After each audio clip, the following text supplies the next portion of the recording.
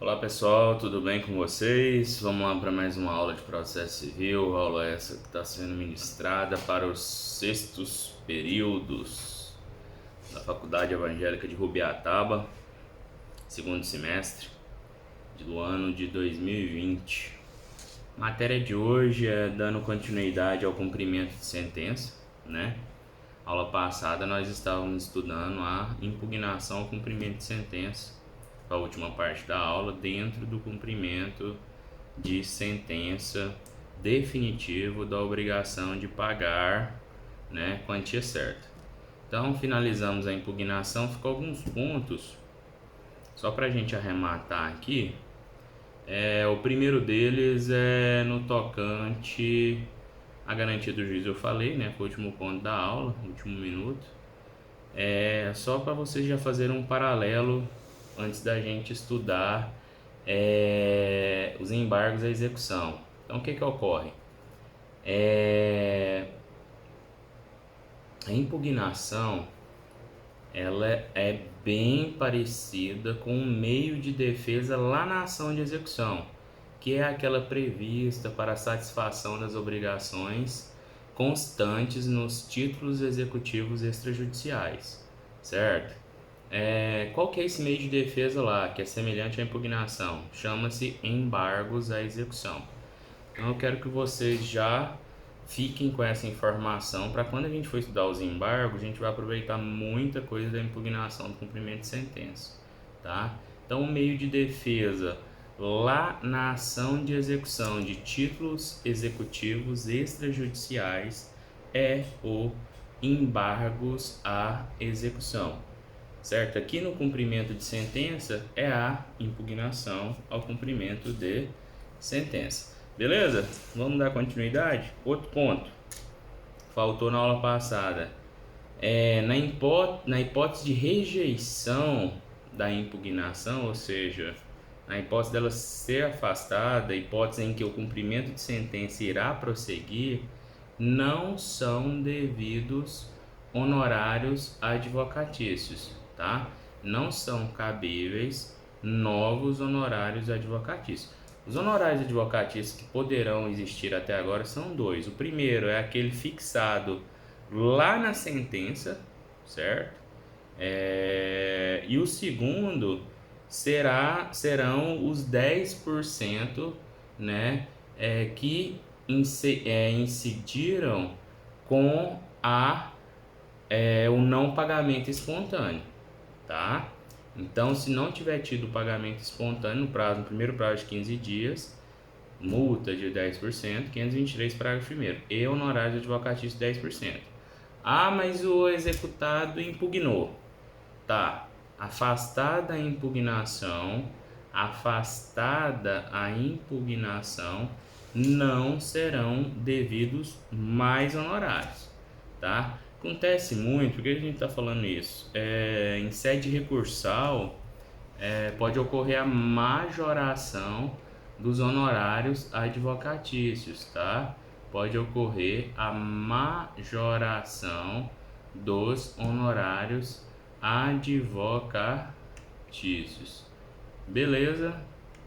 Tranquilo? Tô olhando aqui se tem mais algum ponto.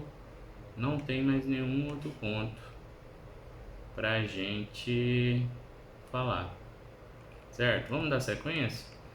A aula de hoje é só um módulo, uma aula bem curtinha, não sei por que ficou curta essa aula, 11 páginas.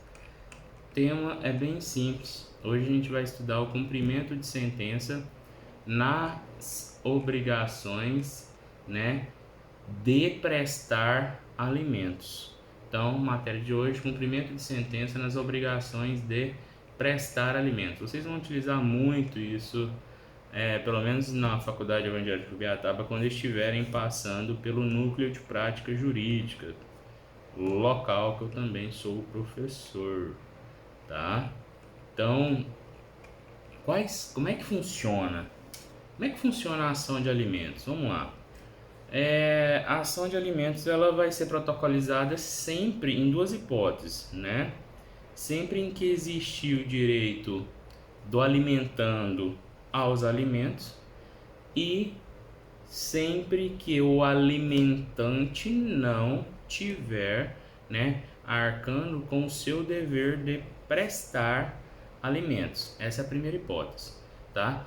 Nós temos uma outra hipótese de alimentos indenizatórios. O que são esses alimentos indenizatórios?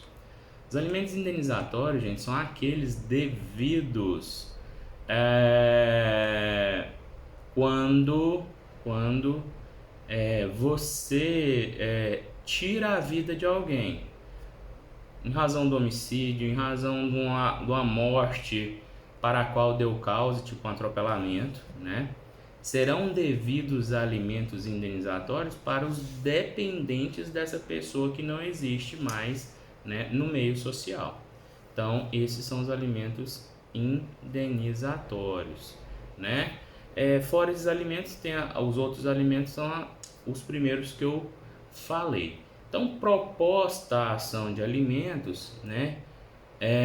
Ação essa que tem uma previsão, um rito de lei própria, tá?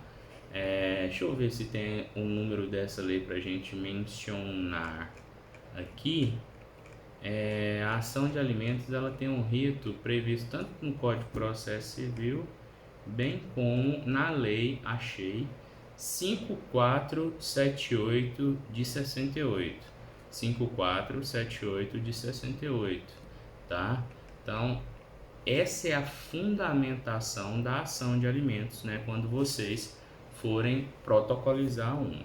Protocolizada a ação de alimentos, desde já poderão ser fixados os alimentos provisórios. Alimentos provisórios são aqueles, né, alimentos iniciais que são arbitrados pelo juiz, fixados pelo juiz, né, até o final do processo. No final do processo, esses alimentos poderão ser confirmados, poderão ser majorados ou poderão ser minorados, a depender da prova produzida no curso do processo. Então, de cara, são fixados os alimentos provisórios. Ao final do processo, esses alimentos provisórios, eles se transformam em alimentos definitivos. Professor, então o que a gente vai estudar aqui é o cumprimento da sentença ou da decisão que fixa os alimentos provisórios e ou os definitivos? Sim, é isso. Então, professor, esse cumprimento de sentença ele sempre ocorrerá quando tiver uma obrigação no título líquido e certo, né? E quando tiver inadimplemento. Então, título líquido e certo aqui é a decisão ou a sentença que fixa os alimentos provisórios ou definitivos, correto? Correto. O que é o inadimplemento aqui? É o fato, né, gerador do cumprimento de sentença. É quando a parte, após a parte requerida na ação de alimentos, não está cumprindo ou não cumpriu com a decisão que fixou os alimentos provisórios, ou, né, a parte requerida após a sentença não cumpriu ou deixou de cumprir com os alimentos, né, definitivos. Então é isso, professor. É isso, bem simples. Uma observação. Hoje existem dois ritos para se processar o cumprimento de sentença da obrigação de prestar alimentos. Como assim, professor? Dois ritos? Gente, bem simples, tá? Vai depender do que está em atraso. Agora eu volto nos alimentos indenizatórios, tá? Vai depender do que está em atraso. Como assim, professor? A quantidade de parcelas. Gente, são dois ritos. O rito da constrição, que é o rito em que se perseguem bens em nome do executado, e o rito da prisão, no qual é determinada a prisão do executado caso não pague aquele débito. Então vamos lá, vamos por partes. Primeiro vamos estudar o rito da prisão. Primeiramente, qual que é o foro de competência do cumprimento de sentença ou da decisão que fixa os alimentos? Gente, Obrigação de alimentos, cumprimento de sentença da decisão que fixa alimentos, artigos 528 e 533 do CPC. Competente. Quem que é o foro competente? São 4 possibilidades. Juízo do atual domicílio do executado é uma possibilidade. Por quê? Vai facilitar para você poder pedir a prisão. Já dá a entrada lá, né? Segundo foro possível, juízo de onde se encontrem bens sujeitos à execução. Acontece muito no rito da constrição. Você está perseguindo patrimônio, não adianta você dar entrada no foro aqui do menor, sendo que o patrimônio está lá no Rio Grande do Sul. Aí tem que ir carta precatória, já dá entrada lá, certo? Terceira possibilidade, juízo que proferiu a decisão. É onde tramitou a ação, né, ou estar tramitando a ação de alimentos. É possível? Perfeitamente possível. Quarta hipótese, juízo do domicílio do credor, ou do exequente, ou do menor. São todas as mesmas pessoas, tá? O credor aqui é chamado de exequente, que é também o alimentante, normalmente o menor, ou, né, os dependentes no caso de alimentos indenizatórios, que agora eu vou falar. 2 ritos. Rito da prisão.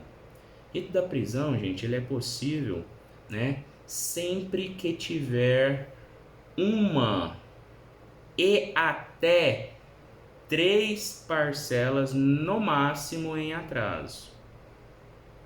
Professor, como assim no máximo? Gente, a gente vai usar esse rito para é mais rápido. A gente primeiro vai tentar prender o cara, certo? Segundo, se atrasou uma, você já pode dar entrada? Pode. Atrasou 2, você pode dar entrada pedindo a prisão? Pode. Atrasou 3, você pode dar entrada pedindo a prisão? Pode. Atrasou 4, você pode dar entrada pedindo a prisão? Só das 3 últimas. E as que vencerem dali para frente. Qual que é a conclusão? Atrasou 6, só as 3 últimas e as que vencerem dali para frente. Pessoal, e as outras 3 lá para trás? Rito da constrição. Até 2 anos para trás. Certo? Professor, então, quanto mais ficarem em atraso, mais será chato o cumprimento de sentença? Exatamente. Vai ter que, inclusive, fazer 2. Se tiver 1 ano em atraso, faz um específico para as 3 últimas e as que vencerem dali para frente, e faz outro pelo rito da constrição. Quando eu falo rito da constrição, o rito a ser seguido é o mesmo da obrigação de pagar a quantia certa, tá? Gravem isso aí, agora eu volto. O rito da prisão não. O rito da prisão vai pegar as 3 últimas e as que vencerem até a data do pagamento. Por que até a data do pagamento? Porque hoje você dá entrada no processo, tem 3 vencidas. Quando ele for intimado poder pagar, ele pode ter 6, pode ter 8. Aconteceu, inclusive, com um caso que está acontecendo com a execução, a carta precatória executória minha, a cliente mora em Ceres, mais os exequentes, e o executado mora em São Paulo, Santa Bárbara do Oeste, né? Foi intimado, eu tenho que, hoje é 30/8, eu tenho que enviar o cálculo para a doutora lá, que ela me ligou até amanhã, para ele poder pagar, ou senão ele vai ser preso. Quando eu entrei, tinha fevereiro, março e abril em atraso. Hoje já é mês 8. Então, vai ter que pagar de fevereiro até o mês 8, para não ser preso. Beleza? Bem simples. Requerimento do exequente, intimação do executado logo em seguida para pagar em 3 dias ou justificar o não pagamento. Professor, que são as justificativas aqui? Já ter ocorrido o pagamento.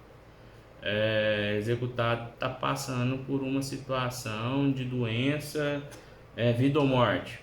Ele vai apresentar a justificativa. Se o juiz vai aceitar ou não, livre convicção do juiz. É lógico que se ele apresentar uma justificativa, o exequente vai ser intimado para poder rebater aquela justificativa apresentada. Beleza? Feito isso, devedor não paga e não justificativa, juiz decreta a prisão de 1 a 3 meses do executado, bem como protesto daquela decisão, certo? Pessoal, mas como assim vai ficar preso e o débito? O débito vai estar aí, vai continuar. Professor, ele pagou a cadeia lá e não pagou o débito, ficou 1 mês, 2 meses preso, o juiz determinou 2 meses. Gente, aqui talvez está o ponto mais importante da execução de alimentos. Se chegar a acontecer isso, do cara cumprir a prisão e não pagar o débito, ele não pode ser preso por esse débito novamente. Aqui está o pulo do gato no processo. Se chegar a acontecer isso, você, ciente da soltura dele, você pede para converter esse débito, essa obrigação de pagar alimentos, de prestar alimentos pelo rito da prisão, em obrigação de prestar alimentos pelo rito da constrição, porque a partir desse momento esse débito congela e vai perseguir bens do executado. Ah, professor, vamos usar o seu exemplo. Tá, o cara tá desde fevereiro atrasado, 6 meses. Ele não paga, o juiz decretou a prisão dele 1 mês. 30 de setembro ele está saindo. O que eu vou fazer? Vou calcular o débito de fevereiro até setembro, certo? Vou peticionar no processo requerendo a conversão do rito da prisão pelo rito da expropriação e vou pedir para prosseguir a execução pelo rito da constrição. Por quê? Porque a partir do mês de outubro já é novo débito. E aí, se ele não pagar, eu vou pedir novamente, vou entrar com a execução pelo rito da prisão e vou pedir novamente a prisão dele. Porque o débito vai ser novo. Não vai ser aquele débito lá para trás. Vai ser três novos débitos, até 3, tá? Só para vocês, eu falo sempre 3 para poder vocês fixarem. Pessoal, mas vamos lá. Se eu fez tudo isso, atrasou lá em outubro, 1 mês de atraso, não, só pode pedir? Posso. Só de 1 mês pode, porque vai ser outubro e as que vencerem no curso desse novo cumprimento de sentença, certo? Esse é o rito da prisão. O rito da constrição não parece nem de eu explicar. Por quê? É o mesmo passo da obrigação de pagar a quantia certa. Pede-se o cumprimento, executado é intimado para poder pagar no prazo de 15 dias, sob pena de acréscimo 10% do 523, parágrafo 1º, de multa, e 10% de honorários advocatícios. Beleza? Bem simples, é só isso. Que maravilha, só isso. Professor, planilha de débito no cumprimento de sentença da obrigação de prestar alimentos, é o exequente que tem que apresentar? É o exequente que tem que apresentar, certo? Normalmente, os alimentos eles são fixados, via de regra, em valor de 30 a 50% do salário mínimo ou do salário do executado, tá? Então o que acontece? Correção, você vai corrigir parcela a parcela, pega o valor lá de 30% do salário mínimo atual, vai dar 1.045, faça o cálculo aí agora. Feita essa parcela, você vai corrigir mês a mês. Pessoal, vamos usar o seu exemplo? Vamos. Fevereiro vai ter parcela X lá. Vou pegar 50%, que tá mais fácil fazer o cálculo. 522,50. Juros de 1% de fevereiro até agora e uma correção monetária. INPC, certo? Então, juros de 1% ao mês mais INPC. Prestação de março. Vai ser menor o valor, né? Quanto mais antiga, menor, maior o juro. Professor, só tô falando aí, mas se eu fosse entrar hoje, só não ia poder pedir a de fevereiro não, né? Pelo rito da prisão, não.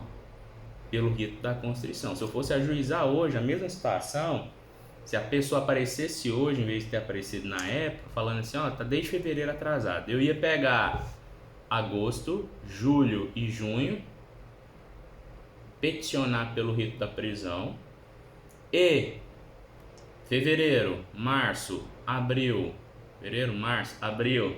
maio, o que eu ia peticionar? Pelo rito da constrição. 2 cumprimentos de sentença? Sim, 2 cumprimentos de sentença, tá? Um pelo rito da prisão. Professor, esse da constrição ele não pode ser preso? Não, ele não pode ser preso. Porque o que se persegue lá na constrição é a constrição de quê? Bens patrimoniais. Beleza, gente? É bem simples. Detalhe: se o executado, nossa, nariz correndo, se o executado for funcionário, seja carteira assinada, seja funcionário público, é possível que se requeira, e isso vai ocorrer a bem do executado, o desconto em folha de pagamento.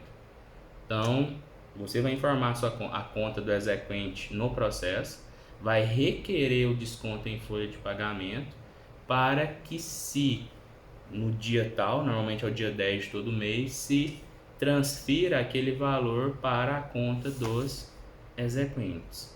Lembrando que é possível descontar até 50% do salário do executado para os fins de pagamento de pensão alimentícia. Como é que funciona? Tira os 30% do mês, que normalmente é 30% que é fixado, ou se for 40, tira os 40, ou se for 25, tira os 25, e a diferença da porcentagem para 50% vai ser utilizada para quitar débitos vencidos. Olha que maravilha.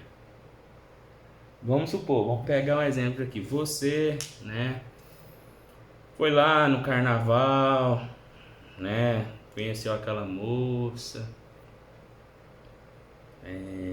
gostou dela, né, ou tendo em vista o grau que você estava, a moça da mesma forma gostou de vocês namoraram, e desse namoro veio, né, nasceu um baby. E aí você, né, sumiu no mundo, voltou para sua cidade, quando pensou que não, a ação de alimentos chegando para você, você não paga. E aí você é bem de situação, né? Você é professor da Faculdade Evangélica de Rubiataba.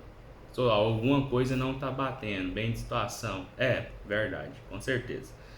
Não tá batendo, mas desconsidere essa informação. O que vai acontecer se você não pagar os alimentos?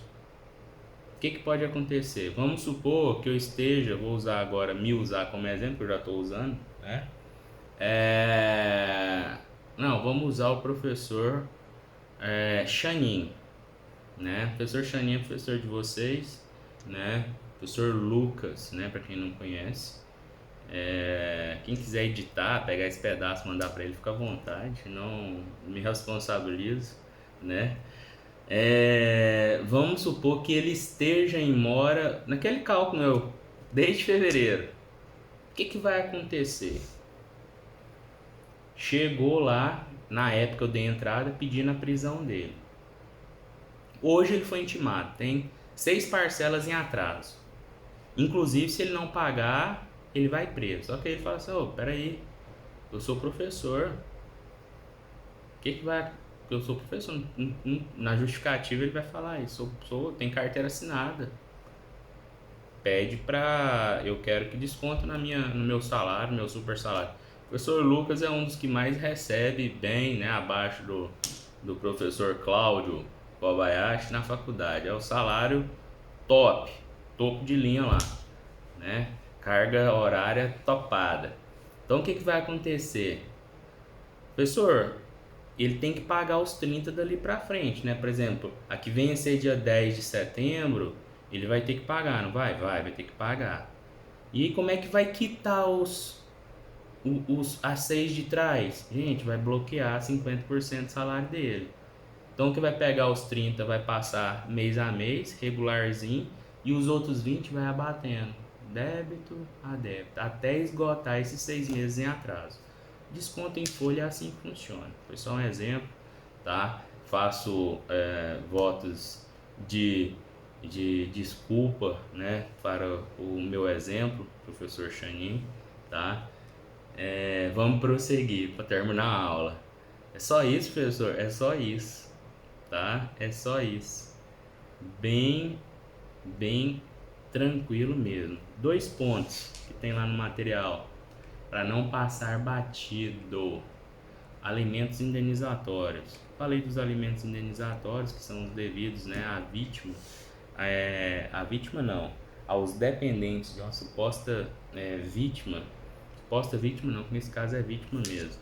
Então, os dependentes, né, de uma pessoa que veio a falecer, certo? Exemplo, a pessoa trabalha lá na usina de Rubiataba, veio a falecer, deixou 4 filhos e foi acidente do trabalho. Serão devidos alimentos indenizatórios? Sim. Esse valor de alimentos indenizatórios, gente, é calculado com base na expectativa de vida da pessoa, né? E aí vai olhar os dados do censo e a partir daí vai se apurar um valor mensal que seria aquele suposto salário se a pessoa estivesse viva. E esse valor deverá ser pago mês a mês por aquele que deu causa ao óbito. Então, se for empresa, vai ser uma pensão alimentícia, né? Até, né? Uma suposta data, considerando a expectativa de vida da pessoa que veio a falecer, certo?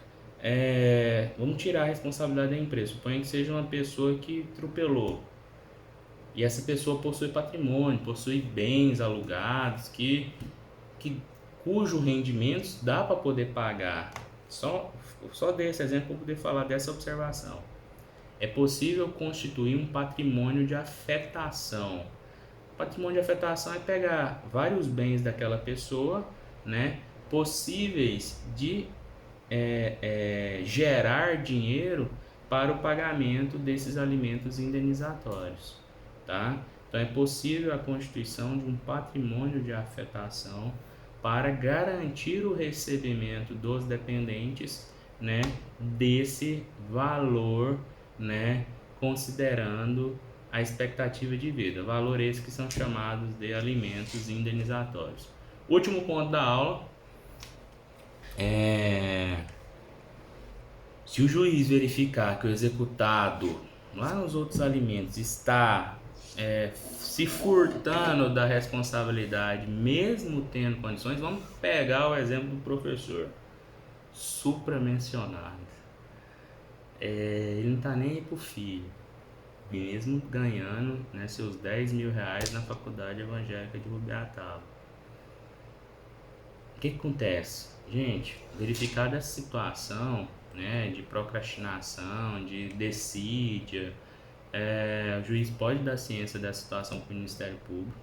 O Ministério Público pode noticiar a possível situação do crime de abandono material, artigo 244, parágrafo único do Código Penal, né? E a pessoa pode responder por esse crime, tá? A pessoa que vai responder por esse crime é a pessoa, né, que utiliza de manobras de má fé, né, para se furtar, para ocultar bens, né, e se esquivar da obrigação de prestar alimentos. Beleza, tranquilo. Tem que ser a conduta dolosa, tá? Não pode ser culposa não. Conduta dolosa é que o cara tem que de fato, né, estar agindo com aquele ímpeto de não pagar os alimentos, né, e ocultando os bens. Beleza? Encerramos hoje, tá? Muito obrigado pelo carinho, pela participação. Tudo de bom, sexto período. Beijo e até a próxima aula, tá? Vai ser a aula 5. Tchau, tchau.